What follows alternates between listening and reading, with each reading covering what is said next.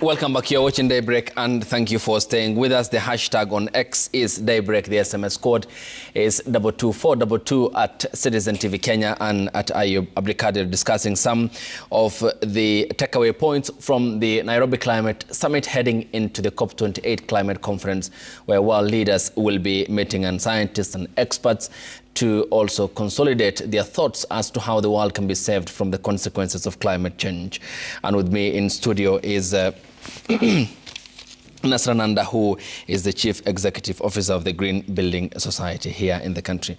To proceed from where we were, Nasran, and this largely comes to the question of the funding aspect and the alternative that we have talked about locally. And in the aftermath of the multi-level governance for climate action themed conference in Makueni in 2021, Kenya pledged to raise 6.2 trillion Kenya shillings in 10 years, that is until 2031. At the time, it was announced by the Devolution Cabinet Secretary, Charles Keter, who took part in the conference, which was organized by the county government of Makueni and attended by the heads of the devolved units. How key is it, and is it, how important is it to fast-track the pledge made by the government? I think it's very, very important because, as I said, the over-reliance around foreign goodwill, I think that's a saturated space. I think Kenya needs to embrace counties if it really wants to win the climate conversation and look at local opportunities for local solutions. For example, if the government would work closely with counties which have key opportunities in unlocking financing. For example, with Mombasa, you have the port. There's an opportunity there to make it a green port, which could bring in financing into Mombasa County, and also with the blue economy. So in that regard, largely applies to also the Lake Basin. Exactly, exactly. So with, for example, Mombasa, Kisumu, Homa Bay, the fisheries aspect, if we focus on building what we already have at county level, that potentially would be a key opportunity that could unlock both financing and investment and partnership in a local capacity, and also maybe East African as well. In this regard, you have counties which already have a lot going for them. So with respect to, for example, our strong agricultural hotspots, why can't we boost climate smart agriculture as a selling point for a particular county? So realizing that 6.2 trillion will take a strong investment in counties to realize their potential. I think second, it's important to also look at locally available sources of funding. And then third, which is, I think, so far overlooked, how can then we incentivize local investors to invest in these spaces? That means we need to create an enabling framework. We also need to make sure that there are incentives, because transitioning into anything requires some sort of incentive to push these investors and partners. And on the part of the counties, what can they then best do? Because this is a commitment from the national government. Though in the end they exercise, responsibility on behalf of the citizens, what then can the counties do, depending on, of course, the different cases of, for example, the case of Nyandarua County, which produces surplus food, and say, for example, Mandera County, that is not as productive in terms of agriculture as Nyandarua County. How key is it in terms of the investments that you have talked about for the different counties? I think where we have not really utilized the counties is, if we look at the strongholds of different counties, Nyandarua could be a key opportunity in helping us with the drought situation for ASAL regions. How? If they have excess or surplus food, what this means is we could invest in food banks that could then be utilized to the counties which have a scarcity in food security or food security issues. That then means either we could introduce not a barter kind of system, but a sort of exchange where one county could bail the other. And then that way, maybe the national government gets to reimburse Nyandarua for anything taken by another county. But that way the help is, within Kenya, and we're not necessarily waiting for external support. By having these food banks, what that means is ASAL communities then don't have to wait for donations from the Red Cross and World Bank. It could mean that the help is immediate, because Nyandarua is just within the country. And also, why don't we look at it as perhaps monitoring and predicting when these droughts may potentially happen, so that food is already set aside and also potentially sourced for in advance, so that communities don't have to wait until the drought happens for them to receive the food. So that preparation, where you're proactive rather than reactive, is something that could be adopted locally. And before I quote what some of the leaders said during the previous conferences, talking about the aspect and to which degree, in this case, do you think the formulation of this can happen? For example, and this is to cite the needed level of awareness amongst the people, because it seems more or less elite discussion when it comes to the climate conferences, the gas emissions, and carbon credits. I mean, for the local Mwananchi across the counties, in the far-flanked areas of our respective counties, how can they best understand the consequences of this climate change, and also on their part, be part of the discussion and the discourse? And what level of awareness do you think can be created in the minds of Kenyans in regards to this? So I think, number one, you're very spot on. I think the discussion around climate has been made too technical and scientific, such that it largely robs the very people it's supposed to help. So in this regard, my proposal is, first, we need institutional capacity. Do you know that even a lot of MPs, MCAs, senators don't understand what climate change is? So our leaders need to understand what this is in a language that is simple, so that they can then take it to their respective wards, constituencies. That's one. Number two, when you break it down to community level, essentially, what are you tackling for that local community? Either it's weather changes that are affecting their ability to secure food, could affect their possibility to secure shelter, or safety in one way or the other.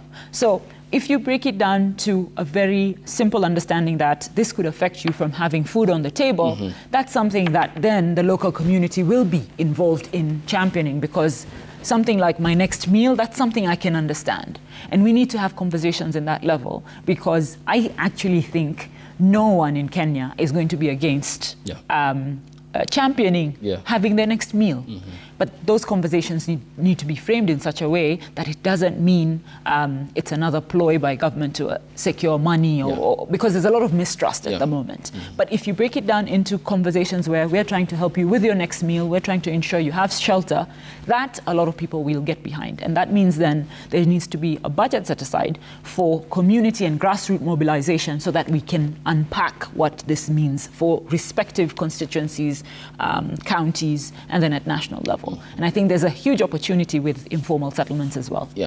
What we were talking about last year in September, barely more than a year, were the ravaging consequences of drought in the country. I mean, millions of Kenyans who are on the verge of brinking or tipping into famine.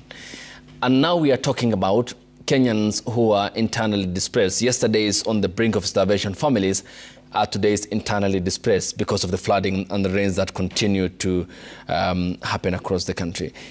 This certainly seems to be one consequence of climate change. But does this also sort of haphazard climate nature across the world affect planning, for example, by government here? Now, seems there was no preparation adequately for it, and we are paying the consequences of the same. No, definitely. I don't think there was adequate preparation. I think one of the key challenges we have, so largely developing markets tend to be reactive markets and not proactive markets. What this means is we tend to wait until a problem happens, because the general mindset is, if we don't have a problem, what are we trying to fix?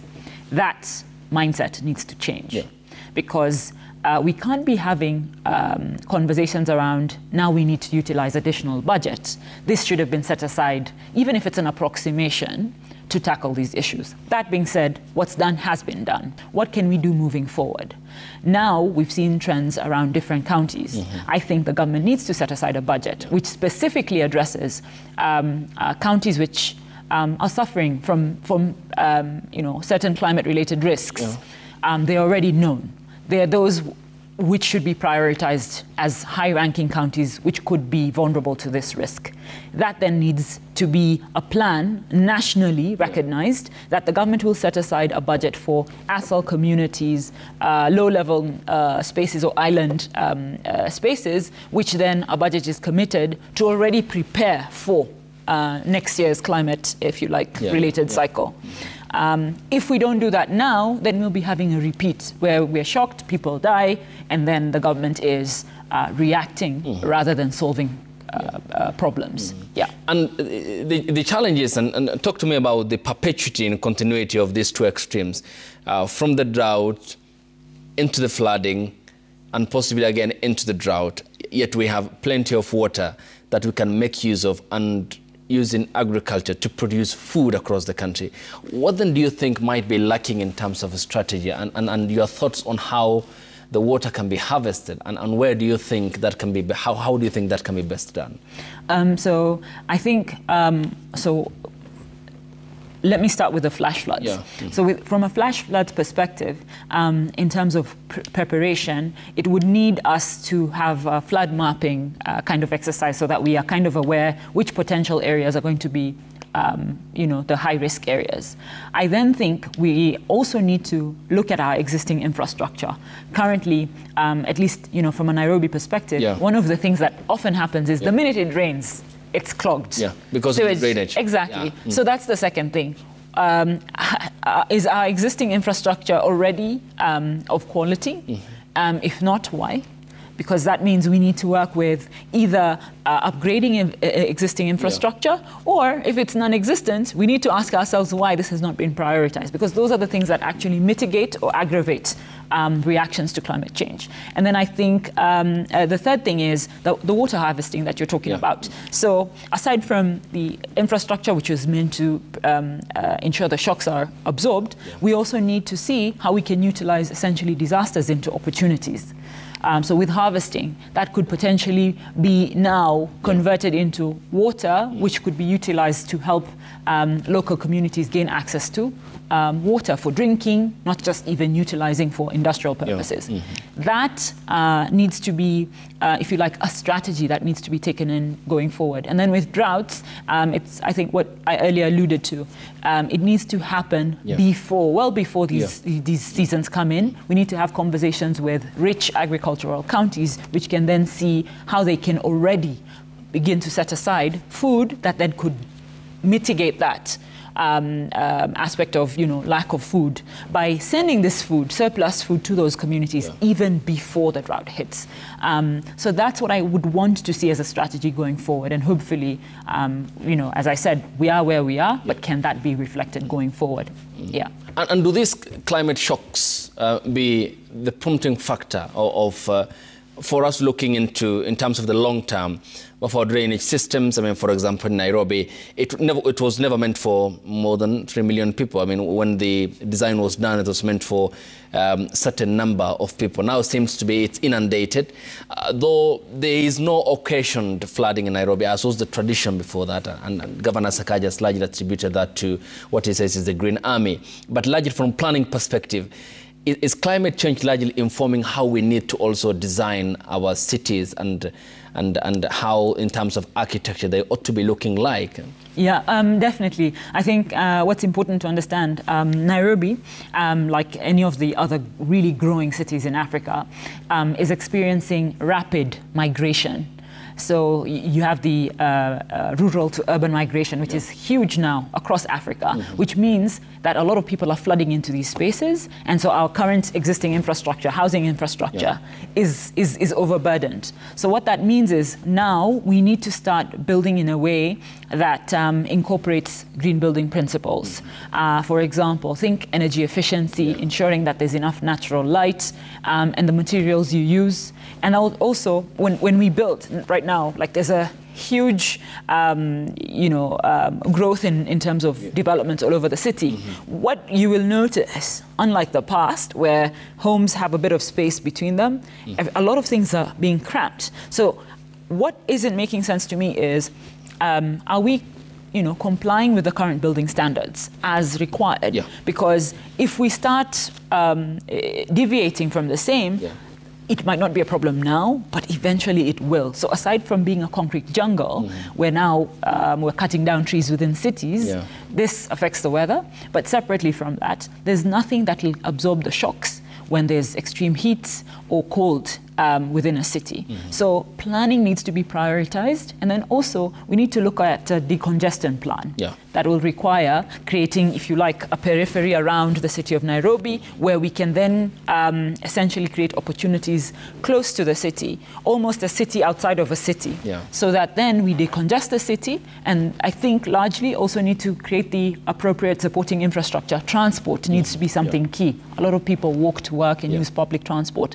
Those things then will ensure that we're not cutting down trees to build cities. In fact, what we need to do is use urban forests, maybe to even unlock carbon financing for cities.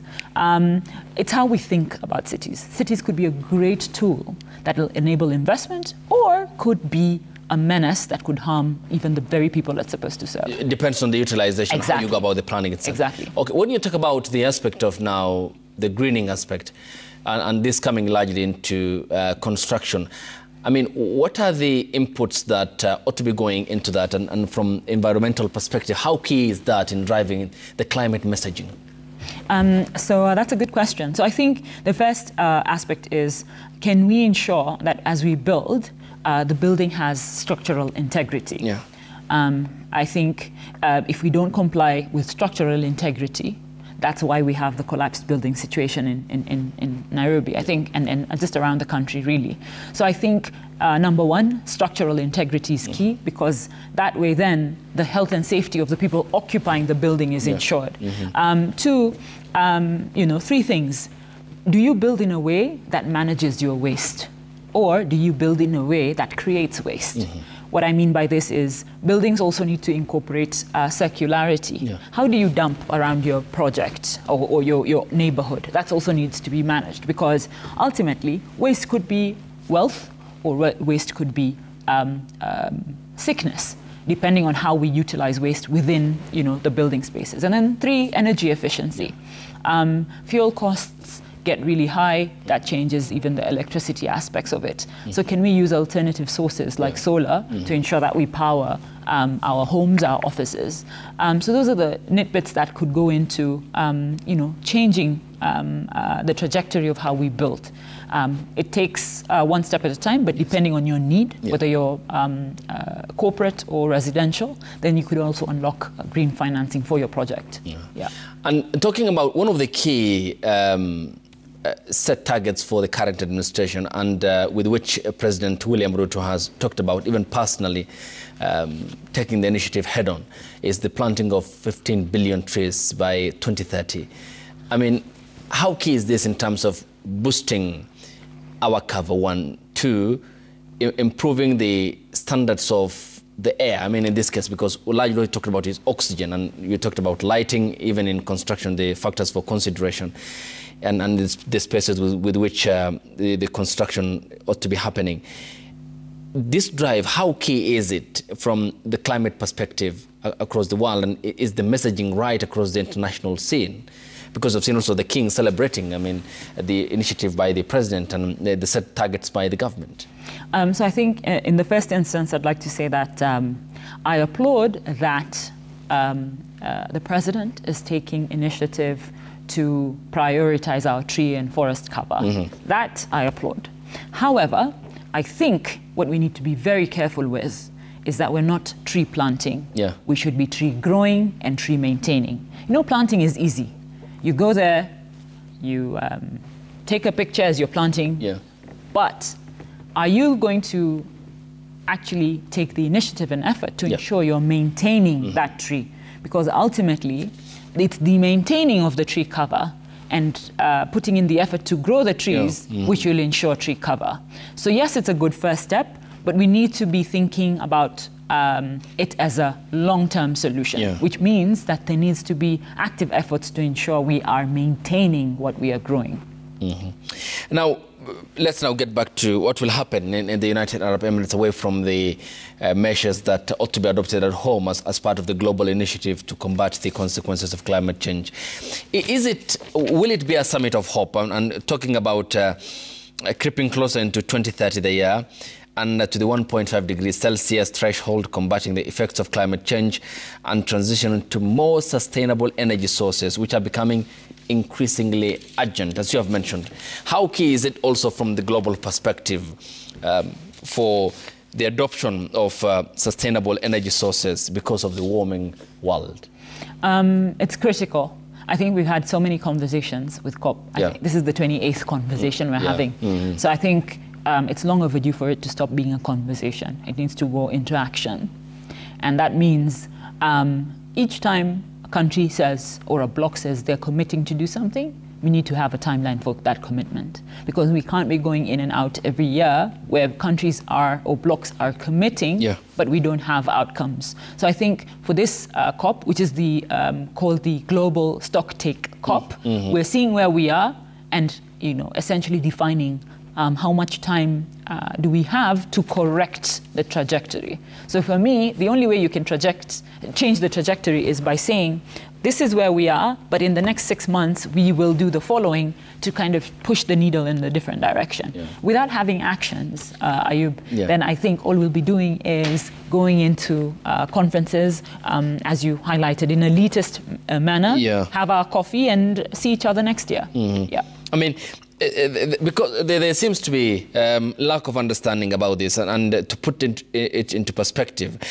then talk to us about the green bonds, for example, the impacts of the funds and the blended finances for financial approaches here. Because if we were to stock take from what happened at the Paris Climate Accord in 2015, coming into what happened in Glasgow, coming to what happened in Sharm el-Sheikh, coming to what's going to happen in the United Arab Emirates, some of the terms that needs understanding around this, for example, carbon crediting, the green bonds, that are part of the financial mechanisms that are to go into climate mitigation measures? So I think you're right. So there's a general lack of awareness on what those terms mean and how they could be applied.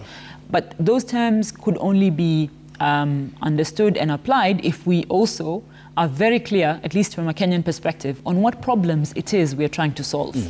So if you have a project and you're clear on what this project is meant to solve, then a financier or a financial partner will say, given this project, is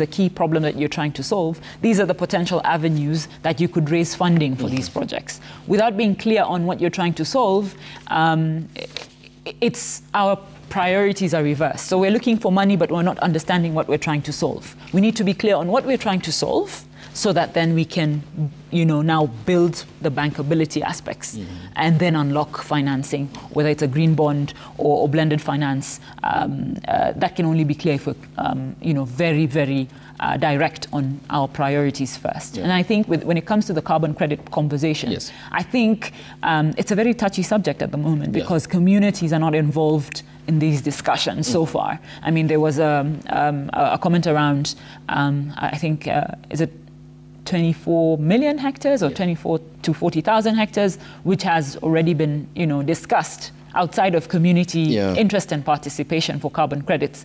It is an opportunity, but it needs to involve the key stakeholders. Without it, then it's going to be either attacked or misunderstood. And here again, some of the thorny issues in the past climate conferences, I'm sure you are very privy to this, the funding question which we talked about, cutting gas emission and phasing out coal. The Australians were a bit hesitant about that, so too are the Indians, and also the Germans, and the commitment that lacked in, for example, Glasgow, to the extent that the president of the climate conference at the time, Alok Sharma from the United Kingdom, shed tears. Then we came to Sharm el-Sheikh in 2022, appears to have also been an uphill task in terms of coming to an agreement that was conclusive, and now we're heading into the United Arab Emirates. Do you think these countries can, in the long run, understand the consequences this is bearing on, for example, the ozone layer and the depletion of the same, leading to even adverse effects of the sunlight, and in some other parts of the world, leading to extreme weather conditions, whether it's flooding, whether it's drought, and whether it's monsoon winds, and that's washing around shores across the world? I think they do understand the impacts. What I think they differ with is, so you want us to give us this source of fuel, but what does it mean for us in terms of realizing our potential and industrializing? If we don't have an opportunity to, you're telling us to give up this fuel, but isn't it going to affect our industrialization? Yeah. I think the argument is around the people who are pushing for us to move away from fossil fuels already utilized fossil fuels to become the powerhouses that they are. So if we are supposed to give up this fossil fuel, what's our alternative? I think that has not been articulated to these countries properly. And so it's a question of, if we do give it up, what other opportunities are there for us so that we can compete in an even playing manner? Remember, these are countries which want to dominate the global playing field as powerhouses. So one way they're looking at it is, if I don't industrialize, I will never become a powerhouse in the global scene. So I think we need to also understand a lot of it is also tied to the revenue aspects of GDPs of countries, and whether moving away from it could potentially really affect them. And so, yes, it is something that we need to push for, but we also need to understand the context of the politics around a lot of these conversations. And talking about that, because the call to climate action from Africa during the Nairobi summit largely revolved around that and getting the message to be understood well by the big polluters. And still, despite the hesitance, then will this not hamper or impact the equitable and access to climate financing? Because if they are hesitant on that end, then those who are paying the price, for example, Kenya and Africa by extension, still don't even have access to the climate finances that ought to be channeled by these big polluters. I mean, it's a case of double-edged sword, is it? Yeah, no, for sure. I heavily agree on that. And I think that's why one of the things that we initially were looking at is we can't rely on the foreign goodwill. It takes us back to the same thing. We can't rely on foreign goodwill to solve our local problems. The reality is that there's a lot of, I almost dare to say, hypocrisy around what should and shouldn't be done, especially by the global south. But, taking a cue from the president, we can't sit in a space where we are perpetual victims. But then, this is where now my challenge is to the president and local leaders. So what then, if you don't want to be a victim, what are you doing locally to change that narrative? Because if we don't change that narrative locally by, accessing the locally available opportunities, then we'll perpetually be a victim in this conversation. And we'll go back to the same conversations year in, year out as Africa. And to the local conversations and to forestall, such as what you have said, the becoming of the perpetual victim, Kenya and Africa by extension. Here is, we have the National Climate Action Plan, which ran from the year 2018 to 2022 at a cost of 1.8 trillion Kenya shillings. I mean, how key are such initiatives locally, and how will they help boost the call, which is clarion call from Kenya and the continent by extension, to the global north? Because there seems to be no heeding and understanding of the messaging that's coming from the African continent. And how will such a plan at the local level be key in driving the climate message? So currently the NCAP is being reviewed for now 2023 to 2027. I'm hoping that this new NCAP reflects the role of local governments, because if we don't look at local context in creating climate solutions, then we could even work with a 3 trillion budget, but if it's not going where it needs to be absorbed and implemented, then that will be a shortfall. The second thing is, which you rightfully pointed out, if it's not being heeded externally, what is the position? I think we need to stagger our milestones. Number one, now we have an African common position. Potentially, that gives us a stronger voice in, getting the attention we need. So that's something that we need to look at. Second, we also need to look at regionally. Could we unlock opportunities within the region, within the continent, to then influence climate action activities? And then at a national and local level, counties. I think I'll keep singing this. You cannot win the climate conversation without counties' involvement, because it's the counties who are the first point of response. So you need their buy-in. And when buy-in, I don't mean just budget, but institutional capacity. Your leaders need to understand what it means for their people. If they don't understand that, then you've already lost the war before you implement anything. There seems to be also having other mechanized local solutions and policies. For example, like in 2019, the national strategy to achieve and maintain a 10% tree cover by the year 2022 last year was launched and expected to cost the taxpayer 48 billion Kenya shillings. And nothing much was heard from that. And how important is it that we fast track such policies that we formulate ourselves to, in other words, create more or less of a buffer of non-dependency on money that ought to be coming from external sources to combat the consequences of climate change? How key is it that we fast track at the local level such initiatives that we have given unto ourselves? Very important. I think, one, it builds the trust of local communities with their government.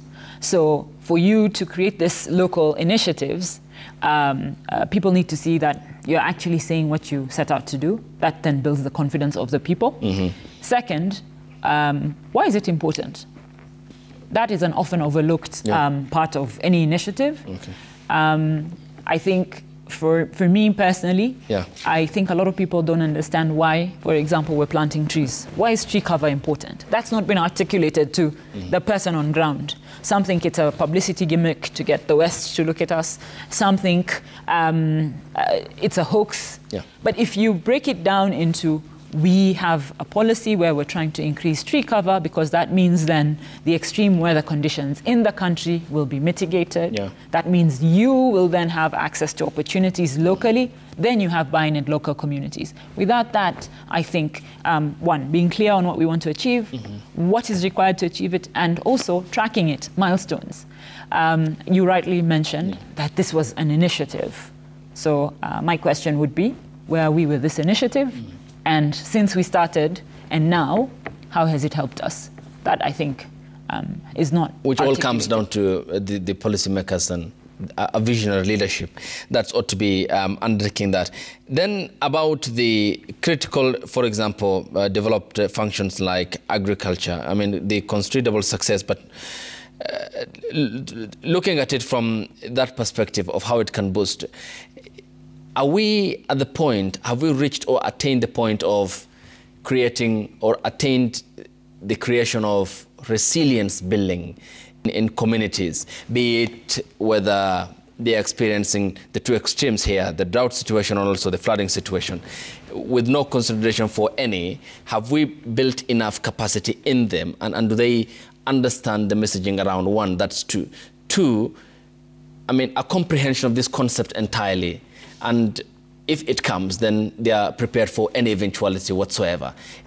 Is that a messaging that we have largely carried on very well as a country? No, I think we've not done that adequately. I think communities do not understand the impact of how these weather changes are playing out in terms of not just their daily lives, but in terms of the local GDP of a region. Yeah. So I think industries and sectors need that assistance from government and private sector, so that each community affected by a specific problem has an understanding of what this problem is, and also can then begin to adequately prepare. So far, the resilience awareness is something that we are acutely lacking, I think, and that needs to be really prioritized going forward. Okay. Yeah. But can the messaging be changed going forward? Yes, I think it can. Okay. I think, if I were to be the campaigner, I would essentially be telling communities that, every positive change within the community starts with you. And so what does that look like for a local community? Depends, right? But involving local communities in whether it's public barazas to discuss those things, that then will change the face of what government is on the ground. One step at a time, of course. Okay. One final question here.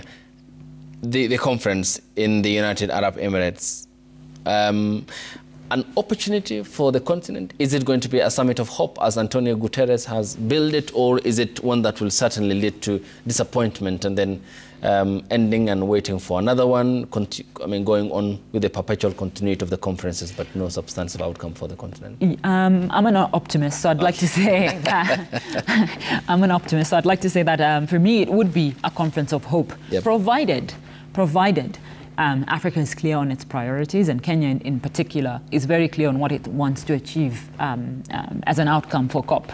If we're not clear on the outcomes, if we're not united in our approach, then it'll be a conversation. But if we're clear and we're united in how we're going to do it, then definitely it's a key opportunity for us to win this conversation. Yeah.